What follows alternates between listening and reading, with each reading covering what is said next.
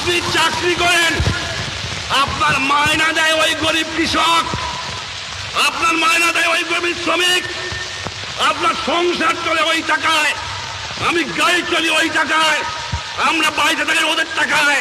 ওদের সম্মান করে কথা বলেন, ওদের ইজ্জত করে কথা বলেন, ওরাই মালিক, ওদের সংসারই চলে।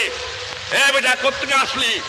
সরকারি কর্মচারীকে বলবো, মনে রেখো এই স্বাধীন দেশ ব্রিটিশ কলোনি নয়, পাকিস্তানি কলোনি নয়। যে লোকে দেখবা তার চেহারাটা মতো বাবার মতো, তোমার ভাইয়ের মতো, ওর পরিশ্রমের পয়সা ওরাই হবে সম্মান বেশি পাবে, কারণ ওরা নিজে কামাই করে খায়।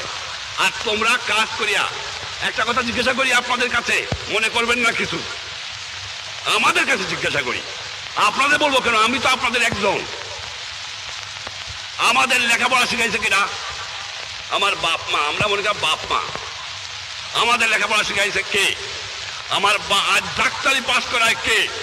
আজ ইঞ্জিনিয়ারিং পাস করায় কে? আজ সায়েন্স পাস করায় কে?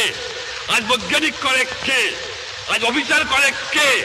কার টাকায়? বাংলার দুঃখী জনগণের।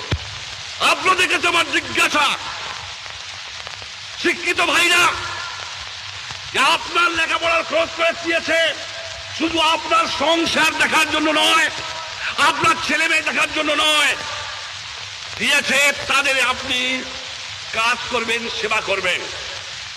তাদের আপনি কি দিয়েছেন, কি ফেরত দিচ্ছেন, কতটুকু দিচ্ছেন?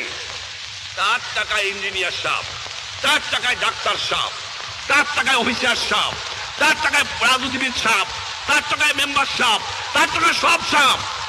আপনি দিচ্ছেন কি, কি ফেরত দিচ্ছেন? আত্মসমালোচনা করেন।